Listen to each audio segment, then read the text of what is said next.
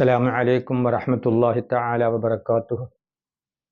الحمد لله رب العالمين، والصلاة والسلام على أشرف المرسلين وعلى آله وصحابه وأتباعه الفائزين برضا الله. أما بعد.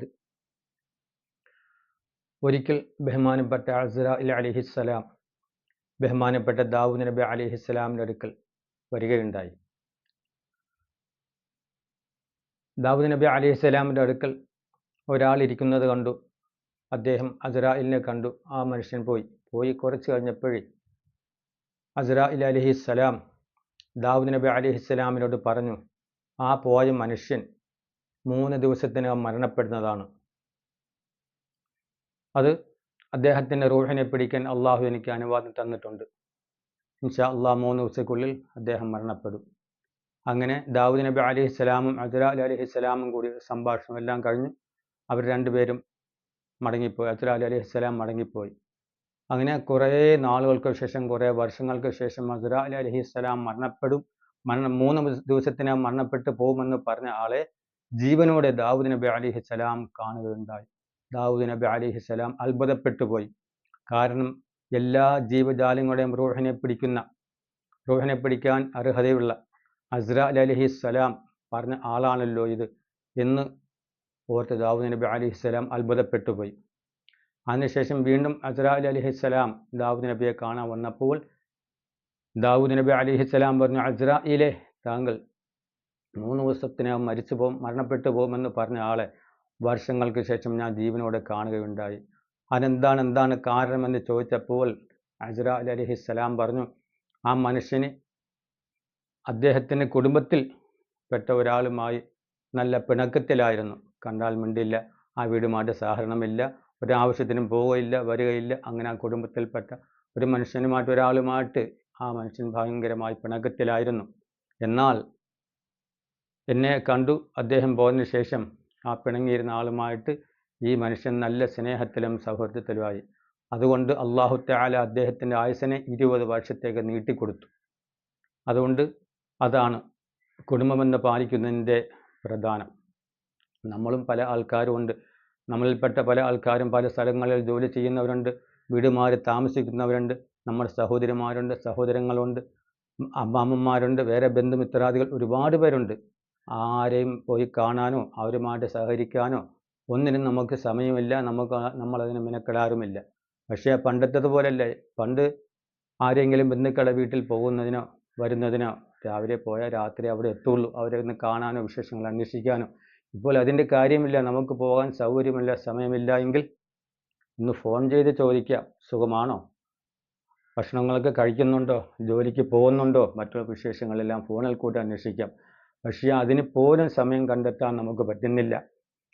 കുടുംബബന്ധം മുറിച്ച് കളയുന്നവൻ്റെ ആയുസ്സിൽ 20 വർഷമാണ് അവൻ ആയുസ്സെങ്കിൽ അല്ലാഹു തആല അത് 2 വർഷമാക്കി ചുരുക്കളയും. അതേസമയത്ത് കുടുംബബന്ധം പാലിക്കുന്ന ഒരാളാണെങ്കിൽ അവൻ്റെ ആയുസ് 2 വർഷമേ ഉള്ളെങ്കിൽ അത് അല്ലാഹു തആല 20 വർഷമാക്കി ഉയർത്തി കൊടുക്കും. കുടുംബബന്ധം പാലിക്കുന്നതുകൊണ്ട് ഒരുപാട് നേട്ടങ്ങളുണ്ട്. അതിൽ പ്രധാനപ്പെട്ട ഒന്നാണ് ദാരിദ്ര്യം ഇല്ലാതാകും. അവൻ്റെ കുടുംബത്ത് ഒരിക്കലും ദാരിദ്ര്യം ഉണ്ടാകില്ല. കുടുംബബന്ധം പാലിക്കുന്ന ഒരാൾ കുടുംബത്ത് ഒരിക്കലും ദാരിദ്ര്യം ഉണ്ടാകില്ല. രണ്ടാമത്തത്, അവൻ എന്തെങ്കിലും ചെറുതും വലുതുമായ ദോഷങ്ങൾ ചെയ്തിട്ടുണ്ടെങ്കിൽ ഈ കുടുംബബന്ധം പാലിച്ചു പോകുന്നവൻ്റെ ബർക്കത്ത് കൊണ്ട്, അതിൻ്റെ ആ സൽക്കർമ്മം കൊണ്ട് അവൻ്റെ ദോഷങ്ങളെല്ലാം അല്ലാഹു തആല പുറത്തു കൊടുക്കും. തന്നെയുമല്ല, അവൻ്റെ ആയുസ്സിന് നീളം കൂടുതലുണ്ടാകും. അല്ലാഹു തആല അവൻ്റെ ആയുസ് നീട്ടിക്കൊടുക്കും. അവൻ്റെ ആയുസ്സിൽ 5 വർഷമാണ് അവന് ആയുസ്സുള്ളതെങ്കിൽ അത് അല്ലാഹു തആല 50 വർഷമാക്കി നീട്ടിക്കൊടുക്കും. അതല്ല, കുടുംബബന്ധം മുറിച്ച് കളയുന്നവനാണ്, അവൻ്റെ ആയുസ് 50 ആണെങ്കിൽ അല്ലാഹു തആല അത് 5 വർഷമാക്കി ചുരുക്കി കൊടുക്കും. തന്നെയുമല്ല, അവന് സ്വർഗത്തിൽ കടക്കാനുള്ള അവകാശം കിട്ടും. അവൻ സ്വർഗത്തിന് അവകാശിയായി മാറുകയും ചെയ്യും. അതുകൊണ്ട് നമ്മളെല്ലാവരും മാക്സിമം എന്തുമാത്രം കുടുംബക്കാരുമായി എത്രയാകുന്ന ബന്ധുക്കളുമാകട്ടെ, നമ്മൾ കുടുംബത്തിൽപ്പെട്ടവരാണെങ്കിൽ ആ കുടുംബബന്ധം പാലിക്കണം. കുടുംബബന്ധം പാലിക്കുന്നതിന് ഒരുപാട് നേട്ടങ്ങളുണ്ട്. ഇനി നമ്മളിൽപ്പെട്ടത് ആരെങ്കിലും ഒരു കുടുംബക്കാരുമായി നമ്മൾ പിണങ്ങി, നമുക്ക് മനസ്സുകൊണ്ട് അവർ അടുത്ത് വരണം, നമ്മളുമായിട്ട് സഹകരിക്കണം, എന്നും നമ്മളുമായിട്ട് ഒന്നിച്ചു പോകണം എന്ന് നമ്മുടെ മനസ്സിനകത്ത് തോന്നുന്നുണ്ടെങ്കിൽ യാ ജാമിഉ യാ അല്ലാഹ് എന്ന് 114 തവണ ഓതി ദുആ ചെയ്യണം. യാ ജാമിഉ യാ അല്ലാഹ് എന്ന് 114 തവണ ഓതി ദുആ ചെയ്യണം. അതിനുശേഷം സൂറത്തു ആലി ഇമ്രാനിലെ 9-ാമത്തെ ആയത്ത് 114 തവണയും ഓതി ദുആ ചെയ്താൽ നമുക്ക് ആഗ്രഹമുള്ള കുടുംബാദികൾ ആരെല്ലാം പിണങ്ങിപ്പോയിട്ടുണ്ടോ, മിണ്ടാതെ നടക്കുന്നുണ്ടോ, ഇൻഷാ അള്ളാഹ് പരിശുദ്ധ ഖുർആന്റെ ഹക്ക് കൊണ്ടും ആ ദിക്റിന്റെ ഹക്ക് കൊണ്ടും ആ പിണങ്ങിയിരിക്കുന്നവർ നമ്മളുമായിട്ട് നല്ല യോജിപ്പിലാവും. ഇൻഷാ അള്ളാഹ് കുടുംബബന്ധം ആരും മുറിച്ച് കളയരുത്. കുടുംബബന്ധം പാലിക്കുന്നവരിൽ അള്ളാഹു തആല നമ്മൾ ഉൾപ്പെട്ടുമാറാകട്ടെ. കുടുംബബന്ധം മാത്രമല്ല, അയൽ സ്നേഹം കൂടി നമ്മൾ നോക്കണം. നമ്മുടെ വീടിൻ്റെ അയൽവക്കത്ത് ഒരുപാട് നമ്മുടെ ആൾക്കാരും മറ്റ് മതസ്ഥരുമൊക്കെ നമ്മുടെ അയൽവാസികളായിട്ടുണ്ട്. ആ അയൽവാസികളുമായിട്ട് നല്ല സ്നേഹത്തിലും സൗഹാർദ്ദത്തിലും നമ്മൾ കഴിഞ്ഞു പോകണം. അയൽവാസി ബന്ധമെന്ന് പറയുന്നത് നമ്മുടെ വീടിൻ്റെ പരിസരത്തുള്ള 40 വീടാണ് അയൽവാസികളുടെ കണക്ക്. അത് വേണ്ട, നമ്മുടെ വീട്ടിൽ ആഹാരം കഴിക്കുമ്പോഴേ തൊട്ടടുത്ത അയൽവാസിയുടെ വീട്ടിൽ ചെന്ന് അന്വേഷിക്കണം. നിങ്ങൾ ചോറ് വെച്ചോ, ആഹാരം കഴിച്ചോ എന്ന് നമ്മൾ അന്വേഷിച്ചിട്ട് വേണം നമ്മൾ കഴിക്കാൻ. കാരണം അയൽവാസി പട്ടിണി കിടക്കുമ്പോൾ വയറ് നിറക്കുന്നവൻ മുഅ്മിനല്ല എന്ന മുത്ത് റസൂലുള്ളാഹി സ്വല്ലല്ലാഹു അലൈഹി വസല്ലം പറഞ്ഞിട്ടുണ്ട്. അതുകൊണ്ട് ആ അയൽബന്ധം നമ്മൾ പാലിക്കണം. അയൽവാസികളുടെ കാര്യങ്ങൾ അന്വേഷിക്കാതെയും അവരുടെ കാര്യങ്ങൾ നോക്കാതെയും ശ്രദ്ധിക്കാതെയും ഇരുന്നാൽ ബഹുമാനപ്പെട്ട യാക്കൂബ് നബി അലൈഹിസ്സലാമിന് അല്ലാഹു തആല ഒരു പരീക്ഷണം കൊടുത്തു. എന്താണ് ആ പരീക്ഷണം കൊടുത്തത്? യാക്കൂബ് നബി അലൈഹിസ്സലാമിൻ്റെ വീട്ടിൽ മാംസം പാചകം ചെയ്യുന്ന ഒരു ദിവസം, മാംസം പാചകം ചെയ്യുന്ന സമയത്ത് മാംസം എല്ലാം വെന്ത് കഴിഞ്ഞ് അതിൻ്റെ മണം വെളിയിലോട്ട് വന്നപ്പോഴേ തൊട്ടപ്പുറത്തെ വീട്ടിൽ ഇരുന്ന ഒരു യതീമായ കുട്ടി ഇതിൻ്റെ മണം ഇങ്ങനെ ആസ്വദിച്ചു. അല്ലാഹുവേ, എനിക്ക് ഇച്ചിരി മാംസം കിട്ടിയാൽ കൊള്ളാമായിരുന്നു, നല്ല മണം വരുന്നു ഉമ്മച്ചി എന്ന് ഉമ്മയെ വിളിച്ച് പരാതി പറഞ്ഞു. അപ്പോൾ ഈ കുട്ടി കരയുന്നതും പറയുന്നതും ഒന്നും യാക്കൂബ് നബി അലൈഹിസ്സലാം അറിയുന്നില്ല. കാരണം ഇവരുടെ രണ്ടുപേരുടെ വീടിനിടയിൽ ഒരു മതിൽ തടസ്സമുണ്ടായിരുന്നു. അങ്ങനെ ഇവർ ഭക്ഷണമെല്ലാം കഴിച്ച് നാളുകൾ നീണ്ടുപോയി. ആ മാംസത്തിന് വേണ്ടി കരഞ്ഞ കുട്ടിയുടെ അതേ പ്രായത്തിലുള്ളൊരു കുട്ടി യാക്കൂബ് നബി അലൈഹിസ്സലാമിനുണ്ടായിരുന്നു, യൂസുഫ് നബി അലൈഹിസ്സലാം. ആ യൂസുഫ് നബി അലൈഹിസ്സലാമിൻ്റെ പേരുപാടിൽ യാക്കൂബ് നബി അലൈഹിസ്സലാം കരഞ്ഞു കരഞ്ഞു കരഞ്ഞു കണ്ണിൻ്റെ കാഴ്ച പോലും നഷ്ടപ്പെട്ടു പോയി. അവസാനം അല്ലാഹു തആലയുടെ ഭാഗത്തു നിന്നും ഒരു ഉയർത്തലുണ്ടായി. എന്താണ് ആ ഉയർത്തൽ? ആ യതീമായ കുട്ടിയുടെ കരച്ചിൽ കേൾക്കാൻ കഴിയാതെ വന്നതിനുള്ള പരീക്ഷണമാണ് യാക്കൂബ് നബി അലൈഹിസ്സലാമിന് അള്ളാഹു കൊടുത്തത്. അതുകൊണ്ട് അയൽവാസികളുമായിട്ട് നമ്മൾ നല്ല സ്നേഹത്തിലും സൗഹൃദത്തിലും പോകണം.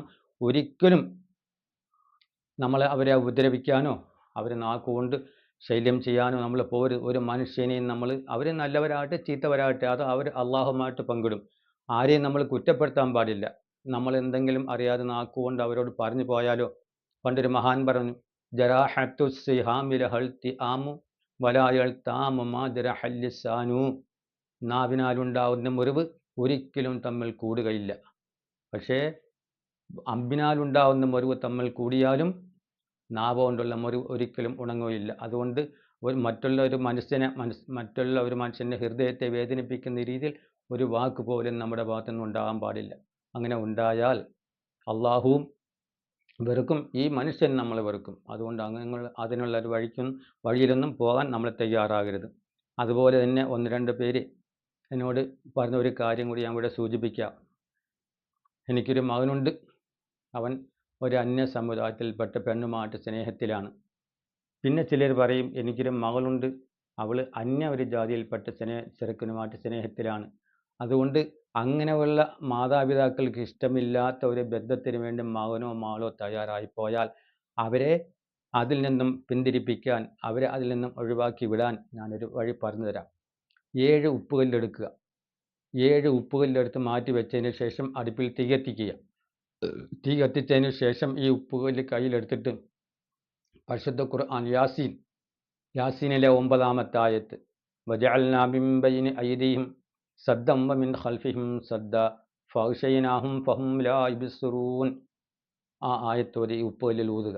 അങ്ങനെ 7 പ്രാവശ്യം ഈ ആയത്തോതി ഈ 7 ഉപ്പുകല്ലിൽ ഊതിയതിന് ശേഷം ദുആ ചെയ്യണം. അല്ലാഹുവേ, നിന്റെ പരിശുദ്ധ ഖുർആനെ ഹക്ക് കൊണ്ട് എൻ്റെ മകൻ്റെ മനസ്സിൽ നിന്നും അവൻ സ്നേഹിക്കുന്ന പെണ്ണിനെ ഒഴിവാക്കി തരണേ. അല്ലെങ്കിൽ എൻ്റെ മകൾ ആഗ്രഹിക്കുന്ന മനസ്സിൽ കൊണ്ടു നടക്കുന്ന ചെറുക്കനെ അള്ളാഹുവെ പരിശുദ്ധ ഖുർആനെ ഹക്ക് കൊണ്ട് ഒഴിവാക്കി തരണേ എന്ന് മനസ്സുകൊണ്ട് 3 പ്രാവശ്യം കരുതിയിട്ട് ആ കത്തുന്ന തീയിലേക്ക് ഉപ്പുകല്ലിട്ട് കൊടുക്കുക. അങ്ങനെ ഉപ്പുകല്ല് ഏതു പ്രകാരം പൊട്ടിത്തെറിക്കുന്നുവോ അത് പ്രകാരം അവരുടെ മനസ്സിലുള്ള സ്നേഹബന്ധം പൊട്ടിത്തെറിച്ചു പോകും. ഇത് 7 ദിവസം ചെയ്താൽ ഇൻഷാ അള്ളാഹ് അവരുടെ മനസ്സിലുള്ള എല്ലാ അവിഹിത ബന്ധങ്ങളും ആവശ്യമില്ലാത്ത ബന്ധങ്ങളും ഇല്ലാതായി പോകും. അതുകൊണ്ട് ഈ പറഞ്ഞതും കേട്ടതും എല്ലാം ഇൻഷാ അള്ളാഹ് നിങ്ങൾ നടപ്പിലാക്കണം. അയൽവാസികളെ ഉപദ്രവിക്കാനോ അല്ലെങ്കിൽ കുടുംബക്കാരുമായി പണിനീക്കാനോ നമ്മൾ ആരും തയ്യാറാകരുത്. കുടുംബബന്ധം നിലനിർത്താനും അയൽ സ്നേഹം നിലനിർത്തി പോരാനും അള്ളാഹു സുബ്ഹാനഹു വ തആല നമുക്ക് എല്ലാവർക്കും തൗഫീഖ് ചെയ്യട്ടെ. ഈ ചാനൽ എല്ലാവരും കാണണം. ചാനൽ കാണുന്നവർ എന്നെ പ്രോത്സാഹിപ്പിക്കണം. എൻ്റെ പ്രോത്സാഹത്തിന് വേണ്ടിയുള്ള സബ്സ്ക്രൈബും കമൻറ്റും എല്ലാ കാര്യങ്ങളും നിങ്ങൾ ചെയ്യണം. നിങ്ങളിൽപ്പെട്ടവർക്കെല്ലാം ഇത് ഷെയർ ചെയ്ത് കൊടുക്കണം. അതുപോലെ ഇനിയും നിങ്ങൾക്ക് അത്യാവശ്യമുള്ള പല കാര്യങ്ങളുമായിട്ട് ഇൻഷാ അള്ളാഹ് അടുത്ത ദിവസങ്ങളിൽ ഞാൻ എത്താം. وآخر دعوانا الحمد لله رب العالمين. السلام عليكم ورحمة الله تعالى وبركاته.